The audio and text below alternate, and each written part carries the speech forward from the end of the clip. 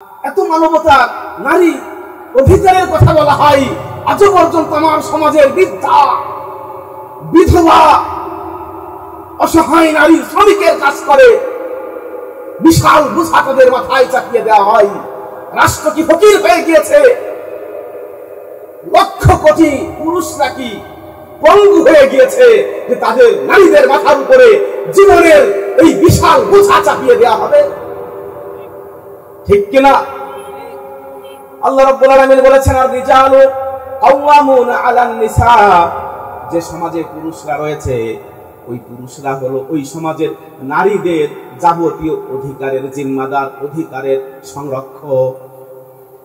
আপনি আমি সমাজের নারীদের, স্ত্রীদের, মা বোনদের অধিকার আমরা প্রতিষ্ঠিত করব, এই জিম্মাদারি আল্লাহ রাব্বুল আলামিন দিয়ে দিয়েছেন, বলি সুবহানাল্লাহ। যারা নারী অধিকারের কথা বলে, নারী মাথায় সে হিজাব পরবে নাকি ঘুমটা দিবে তাই নিয়ে তাদের এত আপত্তি, কিন্তু তারা যে তাদের যাবতীয় মৌলিক অধিকার থেকে বঞ্চিত হয়ে আছে, হাজার বছর ধরে সে ব্যাপারে তাদের সামান্যতম চিন্তা নেই, দুঃখ নেই, তাদের মনের মধ্যে কোনো ব্যথা নেই। ঠিক কিনা? এই জন্য কোরআন সুন্নাহর ধারক বাহকদেরকে এগিয়ে আসতে হবে, কারণ তাদের কাছেই রয়েছে নারী মুক্তির সত্যিকারের পয়গাম। ঠিক কিনা বলেন? ভাইরা আমার, এইরকম ইসলামের সংবিধান সর্বশ্রেষ্ঠ, এটা যদি বলতে যাই একটা একটা করে বিধান যদি আমি বলি, ইসলামের দণ্ডবিধিগুলো যদি বলি, তাহলে রাত শেষ হয়ে যাবে, কথা শেষ হবে না। আমি 6টা দণ্ডের সংক্ষিপ্ত বর্ণনা আমি দিচ্ছি। ইসলামের চোরের বিধান আছে কিনা? হাত কেটে দাও। ধর্ষক, জিনাকার, তাদের বিধান আছে।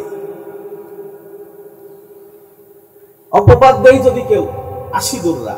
যদি মদ পান করে তাহলে 80 দুররা। খুন করে তাহলে নিহত ব্যক্তির ওয়ারিসদের জন্য 3টে অপশন ইসলাম দিয়েছে। একটা হলো হত্যাকারীকে তারা ক্ষমা করে দিতে পারবে, অথবা তার শিরচ্ছেদ কামনা করতে পারবে, অথবা বিভিন্ন বয়সের 100 উটের মূল্য তারা ওই হত্যাকারীর কাছ থেকে চাইতে পারবে, এবং সেটা উসুল করে দেওয়ার জিম্মাদারি রাষ্ট্রপ্রধানের, রাষ্ট্রের। যদি হত্যাকারী তার সম্পদ থেকে এই 100 উটের মূল্য পরিশোধ করা নিহত ব্যক্তির ওয়ারিসদের মাঝে সম্ভব না হয়, তাহলে হত্যাকারীর একান্ত নিকট আত্মীয়দের থেকে নেওয়া হবে।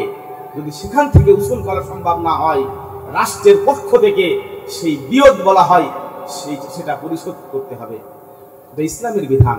আর যদি হত্যাকারীকে রাষ্ট্র বা রাষ্ট্রনায়ক খুঁজে না পায়, তাহলে রাষ্ট্রের বাইতুল মাল থেকে, রাষ্ট্রীয় কোষাগার থেকে 100 উটের মূল্য নিহত ব্যক্তির ওয়ারিসদের মাঝে বন্টন করা হবে, বলি সুবহানাল্লাহ। রাসূলুল্লাহ সাল্লাল্লাহু আলাইহি ওয়াসাল্লামের যুগে ইহুদি পল্লীতে হযরত আব্দুল্লাহ রাদিয়াল্লাহু তাআলা আনহু নামে এক সাহাবী নিহত হয়েছেন। তার ভাই আব্দুর রহমান এবং 2 চাচাতো ভাই হুয়াইসা, মুয়াইসা রাসূল করিম সাল্লাল্লাহু আলাইহি ওয়াসাল্লামের কাছে, রাসূলুল্লাহ, আমাদের ভাই ইহুদি পল্লীতে হত্যার শিকার হয়েছে, আপনি খুনিকে বের করে দেন। নবীজি সাল্লাল্লাহু আলাইহি ওয়াসাল্লাম খুনিকে পাননি, পরে 100 উটের মূল্য বাইতুল মাল থেকে পরিশোধ করেছেন, বলি সুবহানাল্লাহ। আমার দেশে মুফাজ্জাল খুন হয়, ঢাকা বিশ্ববিদ্যালয়ে টঙ্গীর ইজতেমাতে মুসলমান খুন হয়, আমার রাষ্ট্র খুনিকে খুঁজে পায় না, অথবা নিহত ব্যক্তির ওয়ারিসদের মাঝে ইসলামের যে বিধান এই অনুযায়ী 100 উটের মূল্য পরিশোধ করে না। ঠিক কিনা? ইসলামের বিধানে, ইসলামের রাষ্ট্রে প্রত্যেকটা মানুষের জীবন, সে হোক মুসলিম অমুসলিম, জিম্মি, তার জীবন অত্যন্ত সম্মানিত। ওয়ালা তাকতুলুন নাফসাল্লাতী হারামাল্লাহ, যে জীবনকে আল্লাহ তাআলা সম্মানিত করেছেন সেই জীবনকে তোমরা হরণ করো না, হত্যা করো না। তাহলে ইসলামের সংবিধানটা ব্যাপক কিনা? এই শিশু সন্তান যদি কোন কন্যা সন্তান হয়, তার কি অধিকার? ইসলামের আগে একটা জাহেলি যুগ ছিল, সেই জাহেলি যুগের চিত্রের দিকে যদি আমরা একটু তাকাই, কুরআনে কারীমের মধ্যে আল্লাহ বলেন, ওয়াইদা বুশিরা আহাদুহুম বিল উনসা যাল্লা ওয়াজহুহু মুসওয়াদ্দান ওয়া হুয়া কাযীম ইয়াতাওয়ারা মিনাল কওমি মিন সুই মা বুশিরা বিহি আয়ুমসিকুহু আলা হুনিন আম ইয়াদুসুহু আলা তুরাব। যখন তাদেরকে কোনো কন্যা শিশুর সুসংবাদ দেয়া হতো, কন্যা সন্তানের সুসংবাদ দেয়া হতো, সুসংবাদ বলেছেন আল্লাহ তাআলা, চেহারাটা মলিন হয়ে যেত, বন্ধু বান্ধব প্রতিবেশী আত্মীয় স্বজনের কাছে মুখ দেখাতে পারতো না, মুখ লুকাতো, সে সিদ্ধান্ত নিতে পারতো না ওই সন্তানকে কি এই সমাজের লাঞ্ছনা গঞ্জনা সহ্য করে বাঁচিয়ে রাখবে, আমিয়াদুসসুহু ফিত তুরাব, নাকি ওই বাচ্চাকে জীবন্ত পায়ে পিষে মাটির নিচে দাফন করবে। আলা সাআ মা ইয়াহকুমুন, শুনে রাখো জাহিলি যুগের এই সিদ্ধান্ত, এই অবিচার বড় নিন্দনীয়। এটা হলো জাহিলি যুগের চিত্র। ইসলাম এর বিপরীত সম্পূর্ণ। কন্যা সন্তান জান্নাতের ফুল। রাসূলুল্লাহ সাল্লাল্লাহু আলাইহি ওয়াসাল্লাম বলেছেন, যদি কারোর কন্যা সন্তান, একটা সন্তান ইন্তেকাল করে বা দুইটা সন্তান ইন্তেকাল করে, সে যদি ধৈর্য ধারণ করে, এর বিনিময়ে আল্লাহ তাআলা তাকে জান্নাত দান করবে। নিজের সন্তান, নিজের বোন অথবা কোনো মুসলমানদের কোনো এতিম কন্যা সন্তানকে প্রতিপালন করে উপযুক্ত পাত্রে পাত্রস্থ করবে, রাসূলুল্লাহ সাল্লাল্লাহু আলাইহি ওয়াসাল্লাম ওই ব্যক্তির জন্য জান্নাতের ঘোষণা করেছেন এবং বলেছেন, আমি এবং সে এরকম পাশাপাশি দুটো আঙ্গুল দেখিয়ে বলেছেন জান্নাতের মধ্যে ভাবে থাকবো। আরবের জাহিলি যুগে কত ওমর ছিল, কত খালেদ বিন ওয়ালিদ ছিল, সাহসী মানুষেরা ছিল, বীরেরা ছিল, অনেক বড় বড় সাম্রাজ্য ছিল, সম্রাট ছিল, কত বিচারপতি, কত জ্ঞানী গুণী কবি সাহিত্যিক দার্শনিক আরবে ছিল। এই অসহায় কন্যা সন্তানকে বাঁচানোর জন্য, তার এই অন্তিম সময়ে তার পাশে দাঁড়ানোর জন্য হাজার বছর ধরে তাদের বাঁচার আকুতি নিয়ে যে চিৎকার করেছে, চিৎকার শুনে কোনো সাহসী, কোনো বীর, কোনো ওমর, কোনো খালিদ তরবারি নিয়ে ছুটে আসেনি, কোনো সাম্রাজ্য, কোনো সম্রাট আসেনি এগিয়ে, কোনো আবুল হাকাম আসেনি, বরং এই দুর্বল অসহায় নারীর প্রতি, কন্যার প্রতি জুলুম অত্যাচার করা, তাকে হত্যা করা, তাকে বাঁচতে না দেওয়া, সেটাই হলো তাদের কাছে ছিল সাহসিকতা, তাদের কাছে ছিল সেটাই হলো বীরত্ব, এটাই হলো তাদের জ্ঞান ছিল। রাসূলুল্লাহ সাল্লাল্লাহু আলাইহি ওয়াসাল্লাম এসেছেন যে সমাজে কন্যা বাঁচতে পারে না, ফুলটা বেঁচে থাকার অধিকার রাখে না, নবীজি সাল্লাল্লাহু আলাইহি ওয়াসাল্লাম সেই জাহিলি সমাজ ভেঙে দিয়েছেন। সেই জাহিলি সমাজের ভাঙ্গা ধ্বংসাবশেষের উপরে রাসূল করিম সাল্লাল্লাহু আলাইহি সাল্লাম কন্যা, নারী, অসহায়, দুর্বল, অধিকার বঞ্চিত মানুষদের, অধিকার বঞ্চিত অসহায় মানবতার অধিকারের সৌধ রাসূল করিম সাল্লাল্লাহু আলাইহি সাল্লাম নির্মাণ করেছেন। সুবহানাল্লাহ। নবীজি কেন এসেছেন এখান থেকে বোঝা যায়। নবীজি বীরত্ব, সাহসিকতা, জ্ঞান প্রজ্ঞার সংজ্ঞা পরিবর্তন করে দিয়েছেন। যে ওমর অসহায় শিশুর পাশে দাঁড়াতে পারে না, যে খালিদ বিন ওয়ালিদের তরবারি মাজলুম অধিকার বঞ্চিত মানুষের জন্য কোষমুক্ত হতে পারে না, সে খালিদ বিন ওয়ালিদ কোনো বীর না, সে ওমর কোনো সাহসী মানুষ না। নবীজি মানুষদেরকে পাল্টিয়ে ফেলেছেন। বলি সুবহানাল্লাহ।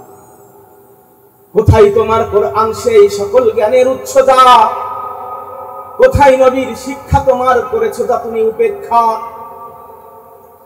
কোথায় তোমার ইসলাম, সেই সকল জ্ঞানের? কোথায় তোমার ইসলাম, সেই যা ছিল উদার প্রজ্ঞাময়? কোথায় নবীর সাহাবীরা, সেই করেছিল যারা বিশ্বজয়? কোথায় নবীর অশ্বারোহীরা, কোথায় নবীর অশ্বারোহীরা? হায়দার, ওমর, বীর খালিদ, বদর, উহুদ, খন্দকের সে হামজালা, হামজা শহীদ। কোথায় রিবিঈ, আবু উবাইদা, কাকার মতো বীর আরব, মুসলমানের হেফাজতকারী, জালিমের তরে মহাগজব? কোথায় তোমার যাযাবর সেই? কোথায় তোমার মরু যাযাবর? কোথায় তোমার বেদুইন, সেই মরু যাযাবর? অখ্যাত যুদ্ধাঙ্গদেহী পরাশক্তিকে করেছিল যারা পরাভূত। কোথায় তোমার বিশাল পৃথিবী? তুমি ছিলে যার রাজা ধীরাজ, কেন হীনমন্যতাই সে দায়িত্ব নিতে বিমুখ আজ? মুসলমান সেই দায়িত্ব আজকে নিতে চাই না। সেই দুনিয়ার শাসন ভাব, মানবতার অধিকার প্রতিষ্ঠিত করার জন্য আজকে মুসলমান সেই জিম্মাদারি এবং দায়িত্ব গ্রহণ করা থেকে সে দূরে সরে গিয়েছে, জীবন থেকে, সমাজ থেকে, ঠিক কিনা? কোথায় সে জ্ঞান বিজ্ঞান যার জনক ফারাবি আল জাবের, বিরুনি ইবনে হাইসাম রাজি, কোথায় আবিষ্কার তাদের, কোথায় ইবনে রুশদ খৈয়াম, টেকনোলজির জনকরা, ইবনে সিনার মেডিকেল আর চর্চা করছে বেদিনরা। সারা দুনিয়ার ইউনিভার্সিটি, যত উপকারী শিক্ষা তার, সবই মুমিনের হারানো হিকমা, লুফে নেবে নিজে সে অধিকার। অজ্ঞতা বসে এ মহাগ্রন্থ করে রাখো রুদ্ধদ্বার, তোমাদের হাতে আসবে না আর মহাবিশ্বের শাসনভার। মুসলিম যদি জানতো জ্ঞানের হাজার শাস্ত্র কোরআনময়, মুসলিম যদি জানতো জ্ঞানের হাজার শাস্ত্র কোরআনময়, জ্ঞান বিজ্ঞানের, তাহলে তারাই করতো আবার বিশ্বজয়। আল্লাহ রাব্বুল আলামিন স্ত্রী অধিকার সম্পর্কে বলেছেন, ওয়া আশিরুহুন্না বিল মা'রুফ ফাইন কারিহতুমুহুন্না ফাআসা আন তাকরাহু শাইআ ওয়া ইয়াজআলাল্লাহু ফীহি খায়রান কাসীরা। স্ত্রীদের সাথে সর্বোচ্চ সুন্দর ব্যবহার করো, তাদের কোনো আচরণে, উচ্চারণে, সৌন্দর্য অথবা যে কোনো দিক থেকে যদি তাদের মধ্যে কোনো দোষ খুঁজে পাও, আর ওই দোষের উপরে যদি ধৈর্য ধরে সুন্দর ব্যবহার কন্টিনিউ করতে পারো, চালিয়ে যেতে পারো, তো তোমাদের ওই স্ত্রীদের এক একটা দোষের জন্য রব্বুল আলামিন তোমাদেরকে একবার খায়রে কাসীর, প্রভূত কল্যাণ দান করবেন। বলি সুবহানাল্লাহ। কোরআনে কারীমের মধ্যে দুই ব্যক্তির জন্য প্রভূত কল্যাণের ওয়াদা করা হয়েছে, অনেক বেশি কল্যাণ দেওয়ার কথা বলেছেন আল্লাহ তাআলা। ওমা ইউতাল হিকমা ফাকাদ উতিয়া খায়রান কাসীরা, যাকে হিকমা, কল্যাণ, প্রজ্ঞা, জ্ঞান, ইলম দেয়া হয়েছে, তাকে প্রভূত কল্যাণ দেওয়া হয়েছে একবার। যে ব্যক্তির স্ত্রীর মধ্যে হাজারটা দোষ আছে, হাজারটা দোষের উপরে সে হাজারবার ধৈর্য ধরেছে, সবর করেছে, সুন্দর ব্যবহার চালিয়ে গিয়েছে, ওই ব্যক্তির জন্য রব্বুল আলামিন হাজারবার প্রভূত কল্যাণ, খায়রে কাসীর, অসংখ্য অগণিত মঙ্গল এর ওয়াদা করেছেন। বলি সুবহানাল্লাহ। তাহলে নারীর অধিকার। এরপরে ফারায়েজ যখন দেখব, নারীর কি অধিকার। আমাদের সমাজের মা, আমাদের সমাজের বোনেরা, পিতামাতা এবং পরিবারের অন্যান্য সদস্যের মিরাজ থেকে বঞ্চিত থাকে যুগ যুগ ধরে। 50 বছর আগে বাবা মারা গিয়েছে, মা বিধবা হয়েছে, অনেকগুলো সন্তান নিয়ে মানবেতর জীবন যাপন করছেন, আজও পর্যন্ত বাবা বাড়ির সম্পদের ওয়ারিশ তিনি হতে পারেননি, ঠিক কিনা? নারীর অধিকার কোরআন যেভাবে আমাদের দিয়েছে সেটাই আমাদেরকে প্রতিষ্ঠিত করতে হবে। এটাই হলো ইসলামের সংবিধান। তোমার মায়ের সামনে, বাবার সামনে কিভাবে দাঁড়াবে? ওয়াকাদা রাব্বুকা আল্লা তা'বুদু ইল্লা ইয়্যাহ, তোমার রবের চূড়ান্ত ফয়সালা, এক আল্লাহ ছাড়া এই উঁচু মাথাটা কারোর সামনে নত করবে না, কারোর ইবাদত তুমি করবে না। ওয়াবিল ওয়ালিদাইনি ইহসানা, পিতামাতার সাথে সর্বোচ্চ সুন্দর ব্যবহার করবে। পিতামাতার একজন অথবা দুইজন যদি তোমার কাছে বৃদ্ধ বয়সে উপনীত হয়, তাদের কোনো কথা, কাজে, আচরণে বিরক্ত হয়ে উফ শব্দটি বলতে পারবে না, আর তাদের সাথে সম্মানজনক শব্দে, বাক্যে সম্বোধন করবে, কথা বলবে। তাদের সামনে হাত নত করে বিনয়ের সাথে দাঁড়াবে, আর আল্লাহর কাছে দোয়া করবে, রব্বির হামহুমা কামা রব্বায়ানি সগীরা, যেভাবে তারা ছোটবেলায় আমাকে প্রতিপালন করেছেন, আপনি অনুরূপ অনুগ্রহ তাদের প্রতি করুন। তাহলে শিশু নারীর অধিকার, শিশু কন্যার অধিকার, স্ত্রীর অধিকার, মায়ের অধিকার, দাদা দাদি, বৃদ্ধা, তাদের অধিকার। কারখানার ওই শ্রমিকের কাজ করবে কেন মা বোন? তবে কোন অধিকারে? নারীর নগ্ন দেহের প্রদর্শন। আজকে নারীকে পণ্য বানানো হয়েছে, নারীর সৌন্দর্যকে, নারীর ইজ্জতকে, সম্মানকে। আর এত মানবতা, নারী অধিকারের কথা বলা হয়, আজও পর্যন্ত আমার সমাজের বৃদ্ধা, বিধবা, অসহায় নারী শ্রমিকের কাজ করে, বিশাল বোঝা তাদের মাথায় চাপিয়ে দেওয়া হয়। রাষ্ট্র কি ফকির হয়ে গিয়েছে? লক্ষ কোটি পুরুষরা কি পঙ্গু হয়ে গিয়েছে যে তাদের নারীদের মাথার উপরে জীবনের এই বিশাল বোঝা চাপিয়ে দেওয়া হবে, ঠিক কিনা?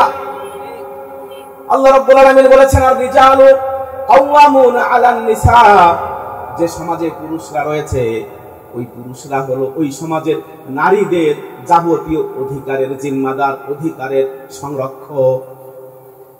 আপনি আমি সমাজের নারীদের, স্ত্রীদের, মা বোনদের অধিকার আমরা প্রতিষ্ঠিত করব, এই জিম্মাদারি আল্লাহ রাব্বুল আলামিন দিয়ে দিয়েছেন, বলি সুবহানাল্লাহ।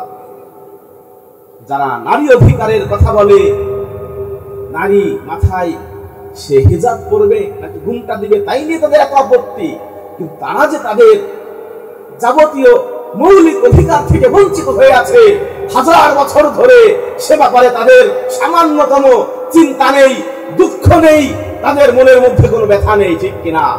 এই জন্য কোরআন সুন্নাহর ধারক বাহকদেরকে এগিয়ে আসতে হবে, কারণ তাদের কাছেই রয়েছে নারী মুক্তির সত্যিকারের পয়গাম, ঠিক কিনা বলেন?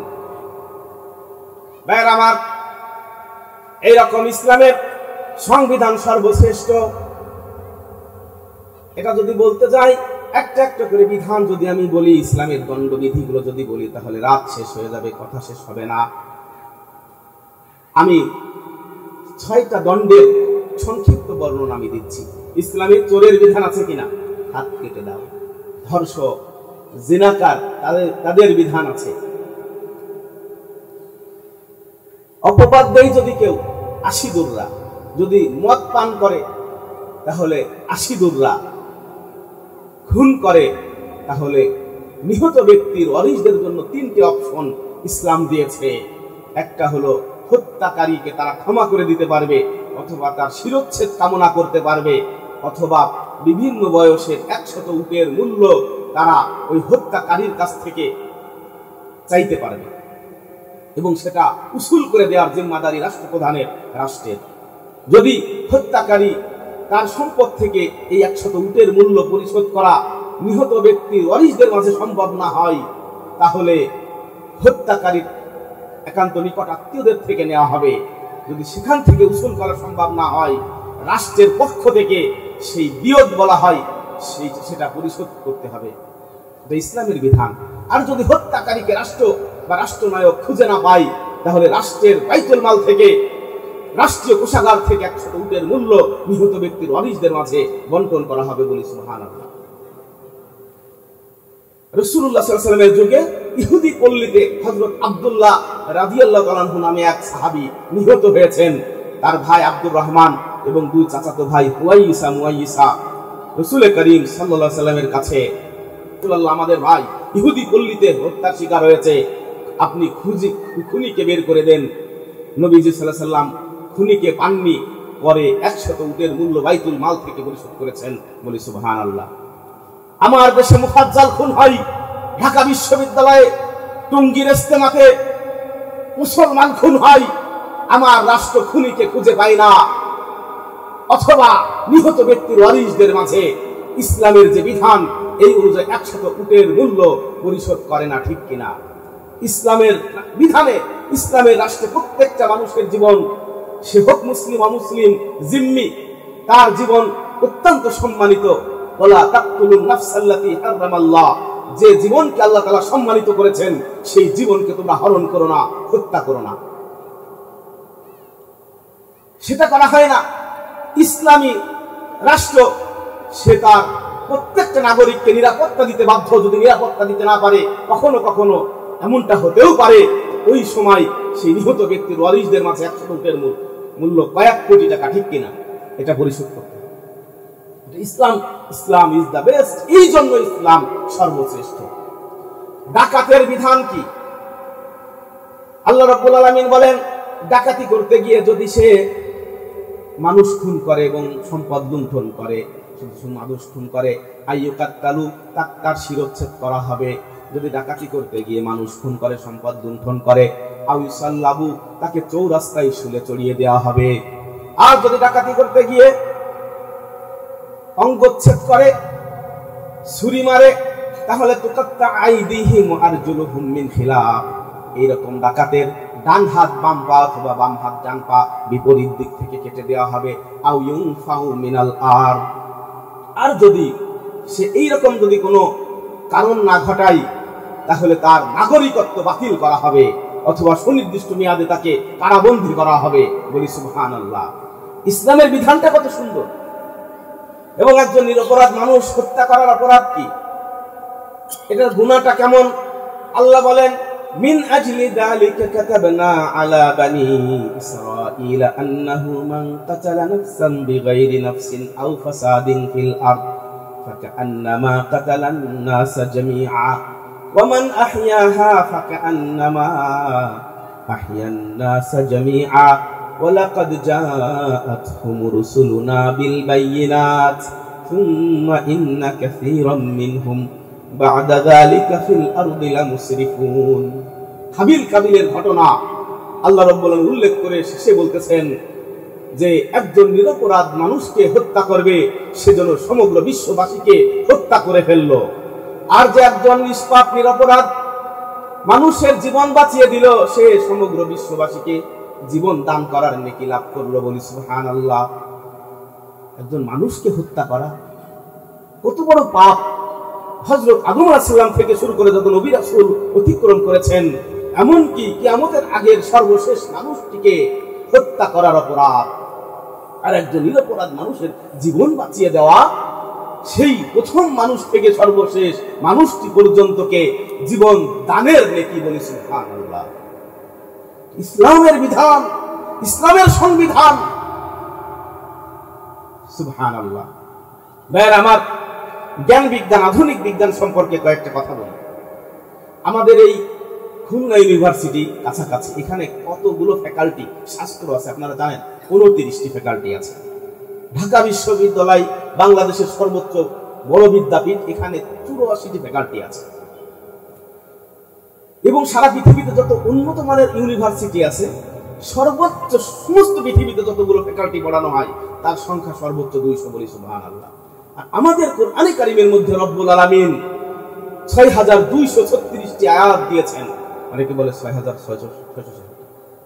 মূলত ছোট ছোট আয়াতগুলোকে, বড় বড় আয়াতগুলোকে মানে ভেঙে এই সংখ্যা বানিয়েছেন। ঠিক আছে, 6236টি আয়াতের মধ্যে অন্তত পক্ষে 2000 জ্ঞান বিজ্ঞান, প্রযুক্তি, টেকনোলজি এবং সায়েন্সের থিওরি ফ্যাকাল্টি রব্বুল আলামিন ফ্যাকাল্টির থিওরি দিয়েছেন। বলি সুবহানাল্লাহ। এর মধ্যে রয়েছে আকিমুস সালাহ, তোমরা নামাজ কায়েম করো, এটা একটা থিওরি। এর প্র্যাকটিস হলো এই মসজিদ, আজান, ইমাম, মেহরাব, মুয়াজ্জিন, খাদেম, নামাজ, মসজিদ ভিত্তিক একটা সুন্দর জীবন। বলি সুবহানাল্লাহ। থিওরিক্যাল ইসলাম হলো আকিমুস সালাহ, আর এর প্র্যাকটিস হলো এই পুরো। আর একটা আয়াত আছে, ওয়ারাত্তিলিল কুরআনা তারতিলা, তোমরা তারতিল সহকারে কুরআন তেলাওয়াত করে, এটা হলো থিওরি। থিওরি মানে মূলনীতি। এর প্র্যাকটিস হলো সারা পৃথিবীতে লক্ষ লক্ষ কোটি কোটি হিফজ করা। বলি সুবহানাল্লাহ। আয়াত পড়ার সময় নেই। আল্লাহ বলতেছে লিয়াতাফাক্কাহু ফিদ্দীন, কিছু মানুষ ধর্মের গভীর জ্ঞান অর্জন করবে, সজাতির কাছে ফিরে এসে তাদেরকে সতর্ক করবে, আর ওই জাতি তাদের কথা মেনে চলবে। এই আয়াত হলো থিওরি, এর প্র্যাকটিস হলো এই লক্ষ লক্ষ কওমি মাদ্রাসা, টাইটেল মাদ্রাসা। বলি সুবহানাল্লাহ। একটা থিওরি আর একটা প্র্যাকটিস। আমরা মনে করি সম্ভবত এইরকম কয়েকটা কথাই কোরআনের মধ্যে আছে, আধুনিক জ্ঞান বিজ্ঞান কিছু নেই। দেখি আমরা একটু আছে কিনা। আল্লাহ রাব্বুল আলামিন বলেন, আল্লামনাহু সুনআতা লাবুস, আমি দাউদকে তালিম দিয়েছি, শিক্ষা দিয়েছি লৌহ বর্ম তৈরি করা। হযরত দাউদ আলাইহিস সালাম লোহা দিয়ে লৌহ বর্ম, শিরস্ত্রাণ, যুদ্ধাস্ত্র তৈরি করতেন খুব সহজে, আসানির সাথে। অন্য আয়াতের মধ্যে বলেন, আলান্না লাহুল হাদীদ, আমি দাউদের জন্য লোহাকে কোমল করে দিয়েছি।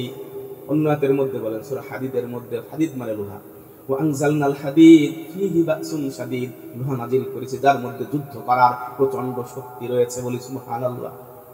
এই আয়াত হলো থিওরি। এর প্র্যাকটিস গুলো কি বলেন?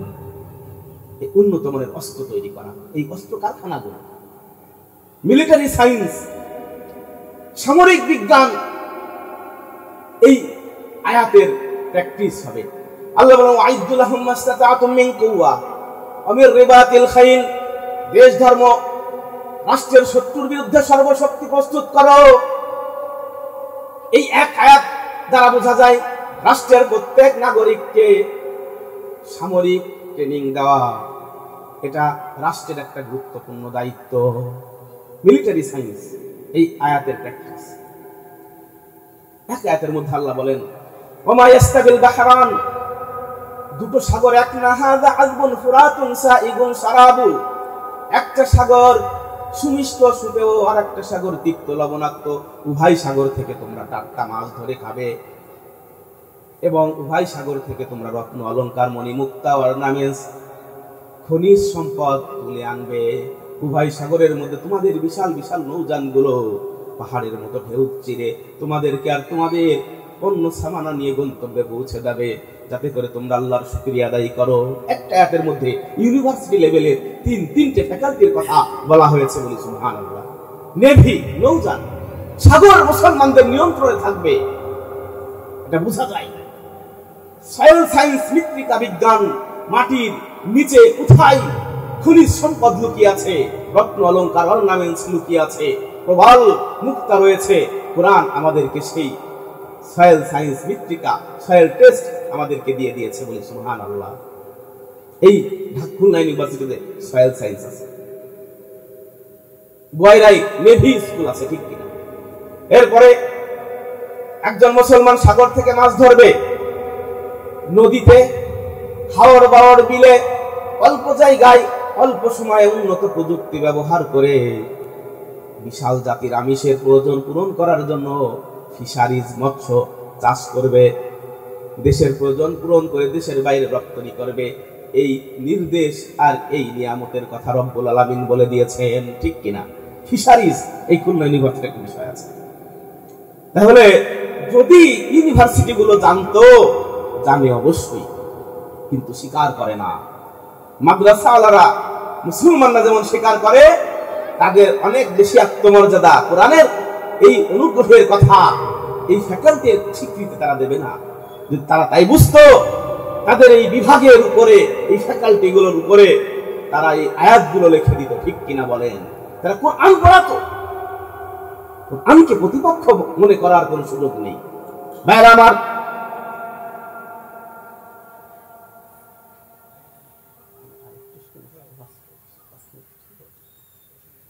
আমার, এই আমাদের বিশ্ববিদ্যালয়ের পাশে একটা ইউনিভার্সিটি আছে, আমাদের এলাকা দিয়ে আমি উদাহরণ দিই। আধুনিক বিজ্ঞান নিয়ে আমি, আধুনিক মডার্ন সায়েন্স নিয়ে আমি, কোরআনিক সায়েন্স নিয়ে আমি কথা বলছি। এখানে টেক্সটাইল বিশ্ববিদ্যালয় আছে, জানেন কিনা? আপনারা কি জানেন এই সম্পর্কে প্রায় 6-7টা আয়াত আছে কোরআনে কারীমের মধ্যে। আল্লাহ বলেন, ইয়া বানি আদম ক্বাদ আনজালনা আলাইকুম লিবাসা ইউআরি সাওআতিকুম ওয়া রিশা ওয়া লিবাসুত তাকওয়া যালিকা খায়র। হে বনি আদম, আমি তোমাদের জন্য লিবাস নাযিল করেছি, যে লিবাস তোমাদের সতর ঢেকে দেবে। তোমাদেরকে সাজসজ্জা দিয়েছি, আর তাকওয়ার পোশাকই সর্বোত্তম পোশাক। যে পোশাক সালেহীন মুত্তাকি মানুষেরা পরে, সেটাই হবে আমাদের পোশাক। যে পোশাক আমাদের ইবাদত পালনে, পবিত্রতা অর্জন করতে, পরিষ্কার পরিচ্ছন্ন থাকতে সাহায্য করে, সেই পোশাক হবে মুমিনদের পোশাক। যে পোশাক কাফির, মুশরিক, ইসলামের সাথে প্রকাশ্য শত্রুতায় লিপ্ত, তাদের সাদৃশ্য হবে না, ঠিক কিনা? এই এক আয়াত, আরো অনেকগুলো আয়াত আছে। এই আয়াত আমাদেরকে থিওরি দিয়েছে যে তোমরা কিভাবে তাঁত শিল্প, গার্মেন্টস শিল্প, পোশাক শিল্প, দর্জি বিদ্যা চর্চা করবে। বলতে পারেন যে হুজুর, এগুলো কি সরাসরি আল্লাহ বলেছেন? আল্লাহ তাআলার নির্দেশ, হুকুম বিভিন্ন ভাবে হয়ে থাকে। আলা সাবিলিল ইনআম, কেমন যেন তিনি নিয়ামত দিয়েছেন এইভাবে বোঝাচ্ছে। বাবা বলছেন, আমি পুকুর তৈরি করেছি, তোমরা এই পুকুর থেকে মাছ ধরে খাও, এভাবে বলেন। আবার বলেন যে আমি গাছ লাগিয়েছি, সেই গাছের ফল তো তোমরা ভক্ষণ করো। তার মানে ভক্ষণ করার অনুমোদন পাওয়া যায়, ঠিক কিনা?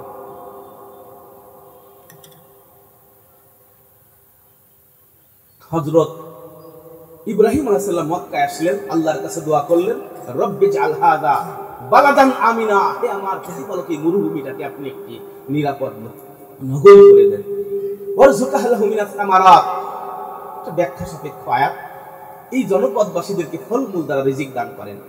এই যে আমরা এগ্রোনমি, এগ্রিকালচার, কৃষি বিজ্ঞানের কথা বলি, এই আয়াতগুলো আমাদেরকে সেই কৃষি বিজ্ঞানের থিওরি দিয়েছে।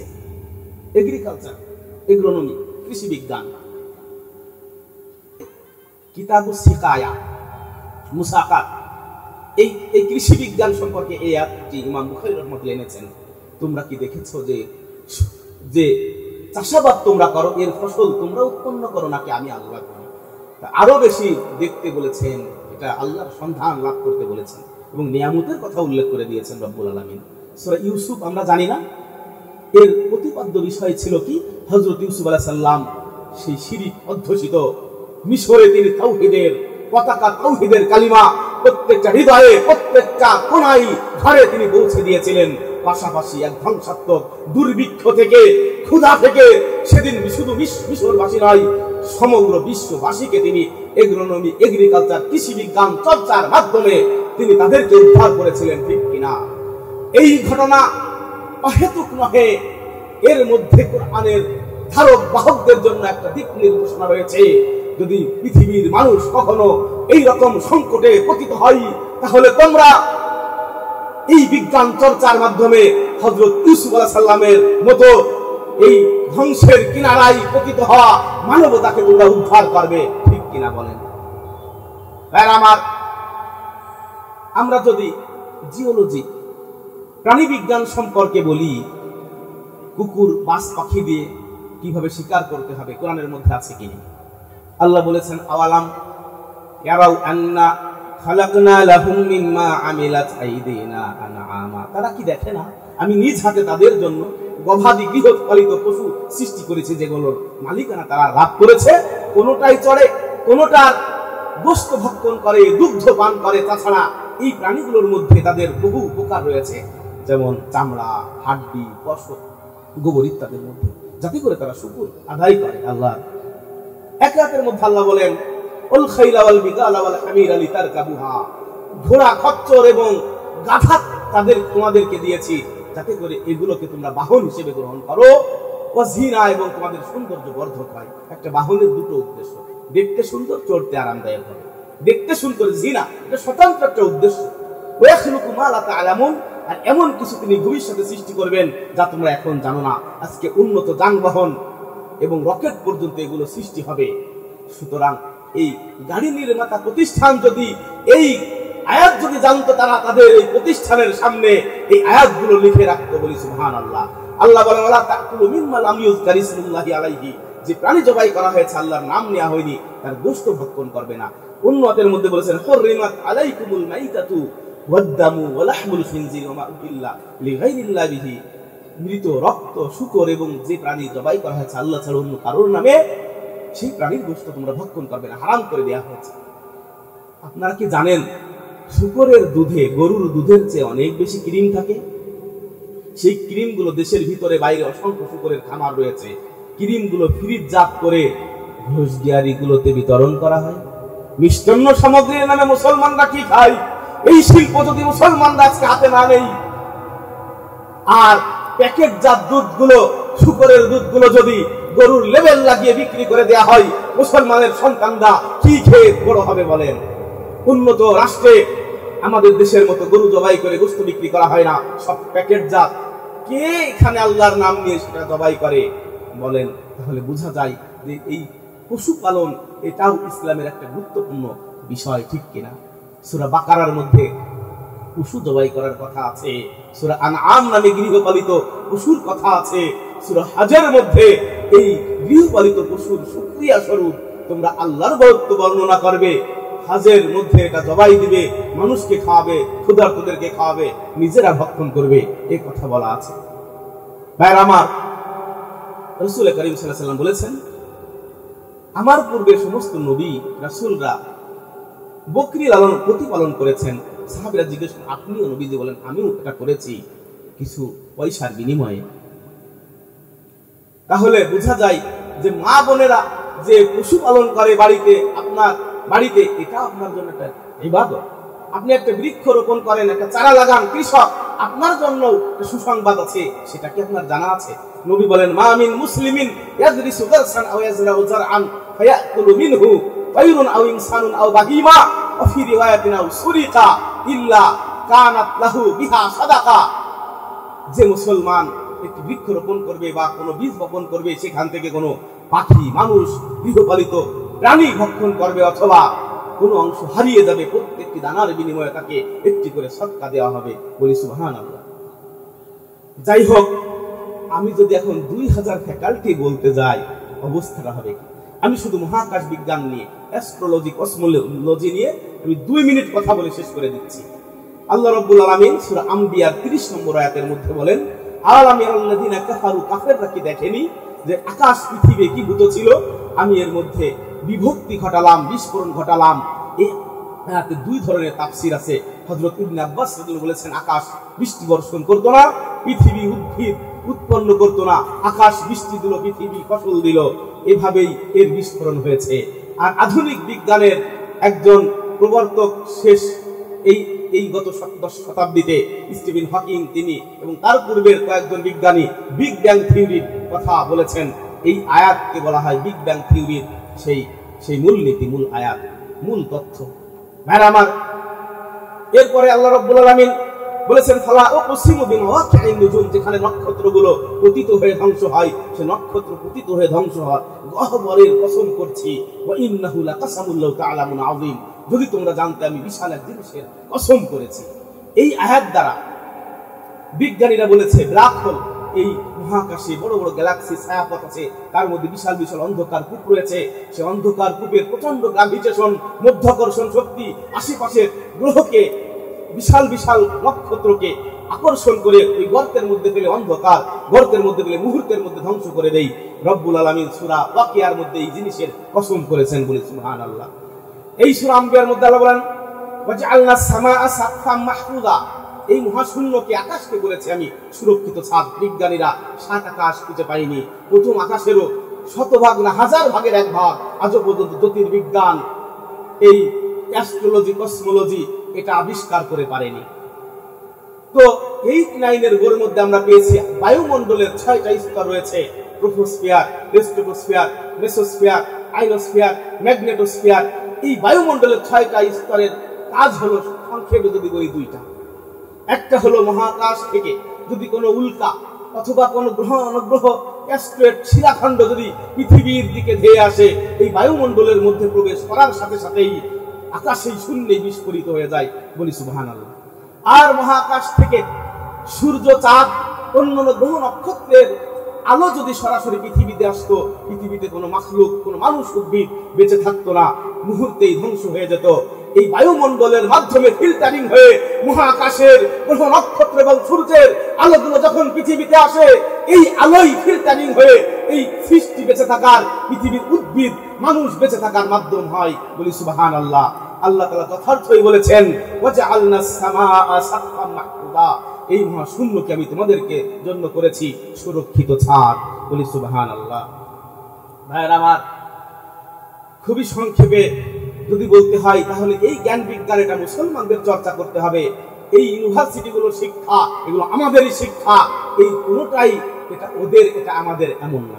আল্লাহ রাব্বুল আলামিন সূরা বনী ইসরাঈলের মধ্যে ক্যালেন্ডার, রাতের মাধ্যমে চন্দ্র বছরের গণনা, দিনের মাধ্যমে সৌর বছরের গণনা শিখবে। লিতাআলামু আদাদাস সিনিন ওয়াল হিসাব, ম্যাথমেটিক্স, তোমরা অঙ্ক গণিত শিখবে, অর্থাৎ প্রাইমারি লেভেল থেকে হায়ার ম্যাথমেটিক্স পর্যন্ত বিশ্ববিদ্যালয় লেভেলের সেটাও শিখার তথ্য রব্বুল আলামিন কোরআনে কারীমের মধ্যে দিয়ে দিয়েছেন। ভাইরা আমার, ভাষা শিখার সম্পর্কে আল্লাহ বলেছেন আল্লাহর অন্যতম নিদর্শন খালকুস সামাওয়াতি ওয়াল আরদ ওয়াখতিলাফু আলসিনাতিকুম আলওয়ানিকুম ইন্না ফি যালিকা লাআয়াতিন লিল আলিমিন, যারা আলেম তাদের জন্য নিদর্শন রয়েছে। মহাকাশ বিজ্ঞান, মহাকাশের সৃষ্টি, এই ভূগোল, এরপরে রঙের ভিন্নতা, ভাষার ভিন্নতা, এই ভাষা, বহু ভাষা শিখা, এটা নবীজি হযরত যায়েদ ইবনে সাবিত কে হিব্রু ভাষা এবং প্রাচীন সিরীয় ভাষা, এই দুটো ভাষা শিখিয়েছিলেন। তাকে বলা হয় তরজুমানুর রাসূলুল্লাহি সাল্লাল্লাহু আলাইহি ওয়াসাল্লামের, রাসূল সাল্লাল্লাহু আলাইহি ওয়াসাল্লামের দোভাষী অনুবাদক। এই জন্য ইসলামের থিওরি এবং প্র্যাকটিস দুটোই রয়েছে আমাদের সামনে। সায়েন্স, টেকনোলজি, মেডিকেলে গবেষণা করে পূর্বে মুসলমান সমসাময়িক প্রতিপক্ষকে পরাভূত করে রেখেছিল অবদান। ফারাবি, বিরুনি, ইবনে রুশ, ইবনে সিনা ও ইবনে খলদুনেরা ইমান, আমল, জ্ঞান, বিজ্ঞানে সকল শাস্ত্রে ছিলেন যুগের সেরা। ছিল খেলাফত, রাষ্ট্র শাসন, রিজাল্ট তৈরি হয়েছিল ঘরে ঘরে। ওয়াইদুল্লাহুম মাস্তাতাতুম মিন কুওয়ার মহামূলনীতি ধরে আজকে মুসলমান রাজনীতি ইসলামের মধ্যে, কোরআনের মধ্যে খুঁজে পায় না। কোরআন হাদিস কতটা বিশাল তুমি কি দেখেছো বলে রাষ্ট্রনীতির জনক কোরআন চলবে না গেলে ভুলে। রাজনীতি ছাড়া কোরআন হয় না, হয় না গঠন জাতি, শত্রুর সাথে যুদ্ধ সন্ধি, হয় না সমর নীতি। অন্যায় প্রতিবাদী কোরআন ন্যায়ের পতাকাবাহী, আধারে দেখাই আলোর দিশা, রুখে দিয়ে গুমরাহি। শুনতে মধুর সুরেলা কিন্তু বজ্র কঠিন বাণী, ইস্পাত দিল নয় সে সহজ, যতটা সহজ জানি। কোরআন বলে হে কৃষক তুমি শস্য ফলাও মাঠে, সমুদ্র হতে মাছ ধরো জেলে, ব্যবসায়ী যাও হাটে। বৃক্ষরোপণ পশুপালন আর যত উপকারী পেশা, সুন্দরভাবে আঞ্জাম দেওয়া হোক মুমিনের নেশা।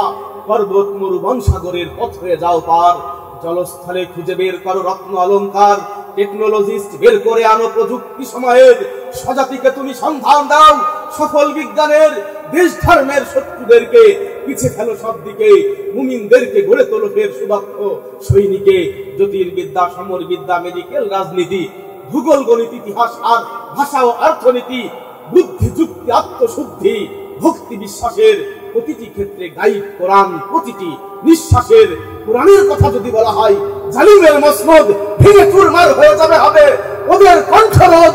যারা চাই অন্ধকারের পূজা জাহেলিয়াতের, জয় কোরআন তাদের মৃত্যুধ্বনি তামাম বিশ্বময়। আসসালামু আলাইকুম।